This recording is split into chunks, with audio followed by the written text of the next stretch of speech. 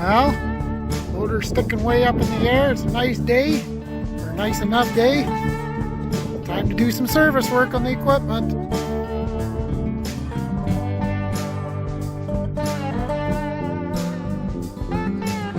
Hey everyone, it's a Saturday afternoon. It's -10 with a bit of a breeze, but it's a decent enough day, and we're draining the engine oil on the 4450 front wheel assist here.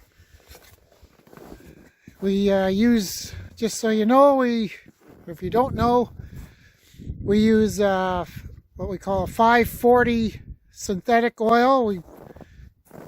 That way oil changes are every 200 hours is what I do on all our equipment, filters and oil. And while we're at it, we do, well, here on this tractor, we do the front shaft and the joints and whatnot. Steering and the, I guess these kingpins there, the loader, that gets done once a week. Basically, I grease everything.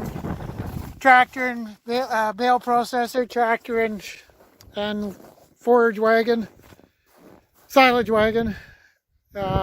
Every Sunday is my day for that. So today I 20 hours over on my oil change, so thought I better get at this and also do the air filter and cabin filter too. Just clean it up, and so we're getting ready to change the filter here now, so let's get at it.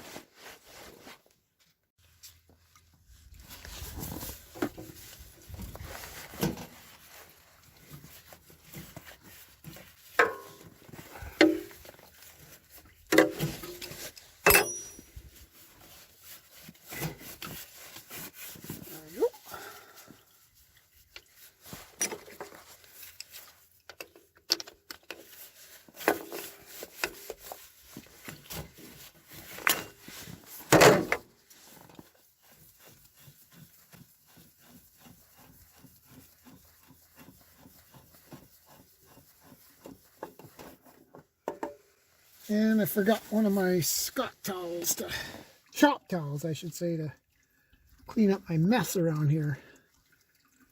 Better go and do that right now.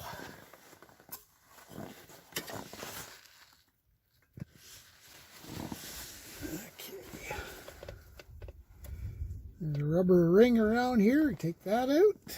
Change that at the same time.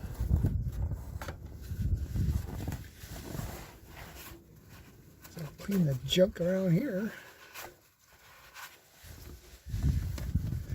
I'll probably take the air hose to the radiator and that after too, to get some of this crap off and dust. And it's even more, especially bad on the tractor with the bale processor, because there's all kinds of dust. I like to dust it off once a week at least, but lots of times it's about once every 2 weeks.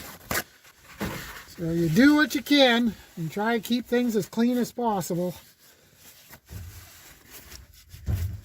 Because if you don't, especially with that dust, especially with the exhaust and the manifolds and that, they get hot and could start a fire. So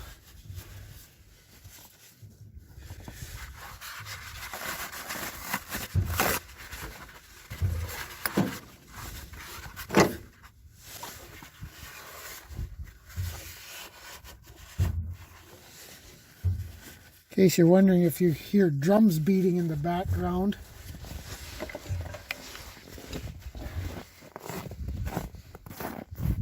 it's that mineral feeder banging up against the pipe. Sounds like a drum set.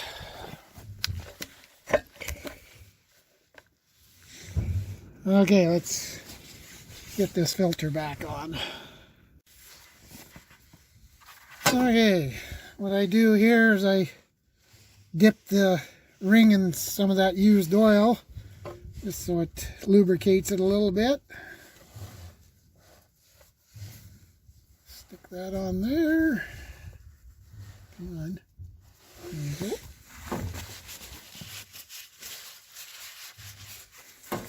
Now the filter.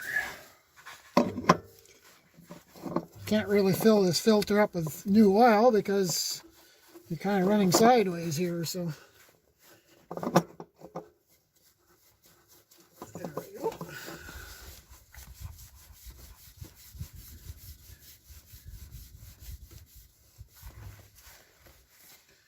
Okay.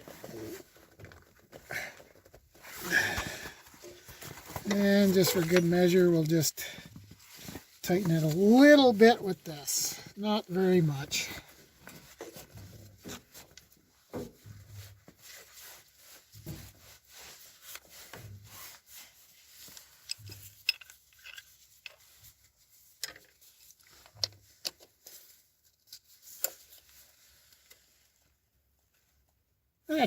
That usually does it. There, now we'll get some oil back in her. Now filter's on, drain plugs are in, my filter's here, funnel. And I've already got the first gallon of oil in here. This is what we use. About 4 or 5 of those. I think it takes about, well, this was a combine engine that was put in here. So, because usually, yeah, 5-gallon pail does it. One of those 20-liter pails, or 18-liter pails. And actually now that, for some reason, it takes a little bit more oil. So, just a little, about 20, just a little over a pail of, touch over a pail of oil. So it'll be about at least 4 of these, 4.5 of these, I think that's what we use. So let's get that done. Well, she's full of oil, ready to wreck again. I just finished doing while it was cooling off here a bit, I greased the yokes here on the MFD. There, and there, and there. Got that greased up. Oil levels are right up there now. And that's how much she took. Those are 5-liter jugs. There's 4 of them. And there was approximately, yeah, about half of that jug, I guess it was. So a good 2 liters times another 22 liters. Yeah, and I think those are 20-liter pails if I remember right. Because the other tractors, like I said before, they would take a pail of oil, and that would be about right. Because we were retrofitting a 40 series combine engine into this tractor, I got thinking about it here as I was putting oil in it. This was done in 2019, January of 2019. Brian had swapped the engine out on this tractor. It had 18,000 hours on it. There was a head bolt that was broke, and I thought, well, we decided to go this route. We found a combine not too far away from here, and we just swapped out the engines. But for some reason, and that's actually the 50 series filter that we put on, and the oil pan on the combines were tin or steel, and this is still the cast one, so we still put that come out of the old engine, but for some reason it takes more oil. Whatever, it must be the 40 series motors that took a little extra oil at one time. I don't know. The exact same engine, a 466 John Deere engine. But just got to put a little more oil in it. Not a big deal. So now we'll clean the air filter out. That's right in there. Kind of a pain in the butt sometimes getting it out, but deal with it. The cabin filter, and then we'll blow out the rad. And I had to do some I see I got some weeping here on some fittings, so I tightened that up while I was goofing around with other things. And there was one fitting here that was fairly loose down in there. But yeah, it needs to be tidied up once in a while. Let's get at it and get her done.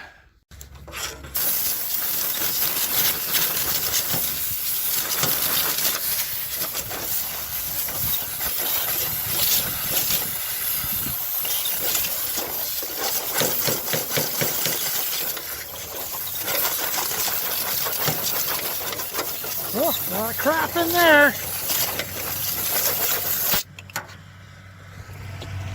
And now Dad's making more dust out there. I can't zoom in. We got the cabin filter out here. It wasn't too bad. A little bit of dust. The air filter, I forgot that I had changed it not that long ago. There's a brand new filter in there. So there's virtually no dust in there. So yeah, just clean this up now and we'll see what the rest of the day brings. Well, she's pretty much cleaned up. Oh, I gotta put that air filter back in the cab too, I forgot. Pretty much ready to put back together. She's cleaned up as good as I'm gonna get her. But I did notice when I took my sides off for the engine, I have a piece of baler twine that runs to one of those bolts on the inside to hold it in place. I've never had any issues. But when I took it off this afternoon, I noticed one twine ended up around this pulley. Right, well, you can see the twine. I'm trying to figure out how I'm going to get that out, but I think I got a plan here. I'll go get my dental pick and try to roll it back around this way and try and get it out. I don't like leaving that in there too long if we can help it. Never had that before. But I guess it come off the other side there, and here it is right here. Ripped right off of there. Oh well, we'll get her figured out. Well, between a dental pick and a needle nose plier, I managed to get a bunch of that out. I can't really grab it anymore in there. It looks, I see a little bit there, but I can't seem to grab it and pull it out, so I think that's about all we're going to be able to do. I will not put that on. I'm going to have to do something different here anyways. That's getting pretty trashed, and tying things up with baler twine and that isn't necessarily the greatest thing. Kind of like my grandfather that way. He was always kind of tie things up with baler twine and whatnot.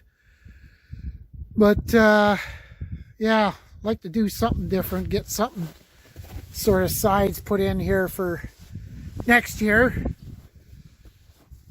Multiply it by 3 because I got 3 of these tractors to run in the winter time. So I think that's about all we're going to be able to get done today. It's starting to get cold on the hands, and I'd like to check my oil levels in the front hubs here. Actually, I'd like to change the oil in there if possible, but I think it's going to be too cold because that's gear oil. And that will be very, very slow to pour out. So I think what I'll do, I'll just keep going and just add oil and keep the levels up. Probably change it more in the spring when the weather's warmer. So, and I got something else I got to fix here too on the gravel fork. I've had that off for a few days. But I guess that's going to be tomorrow's job. So, got a little welding project to do on it. So, we'll maybe see you tomorrow. Well, good afternoon. It's the next afternoon, obviously. Got the chores done, tractor fueled up. And this is what we're working on this afternoon. She's broke apart pretty bad. Ideally, if I had more time, well, for starters, we're going to try and weld this up. Tap that back into place and weld her up. And I've got some new bolts, because they're actually metric bolts. I got some in Brandon the other day. I'll try and weld all these pieces back together. I'll try that.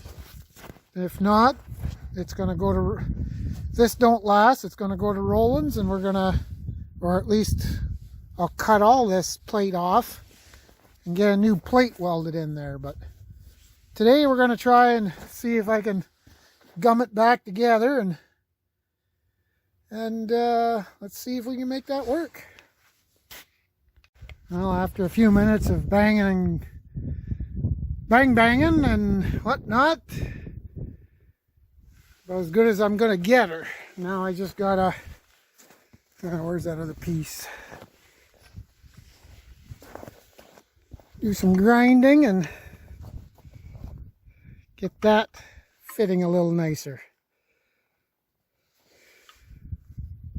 Get that done.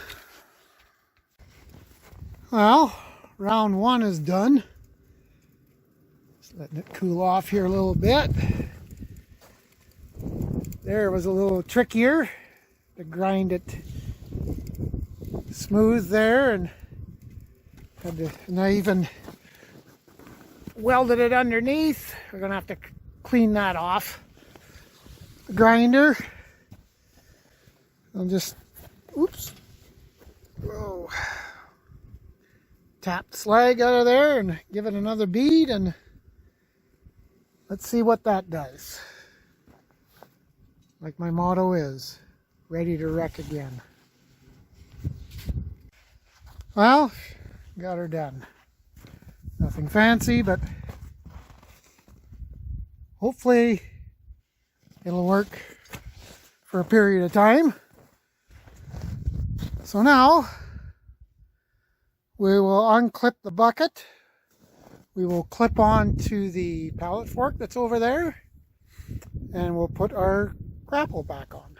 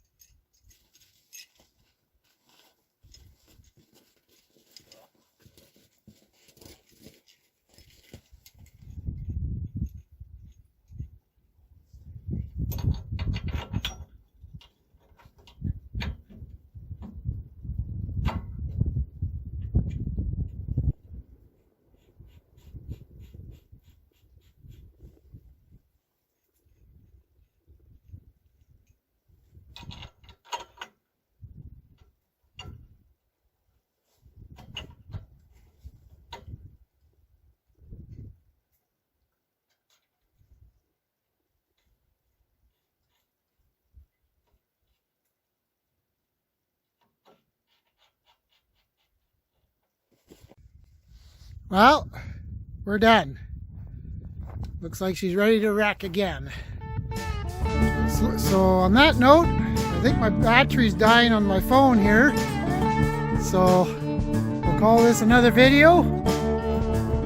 And another beautiful day today. It's supposed to be beautiful for the next few days. So thanks for watching.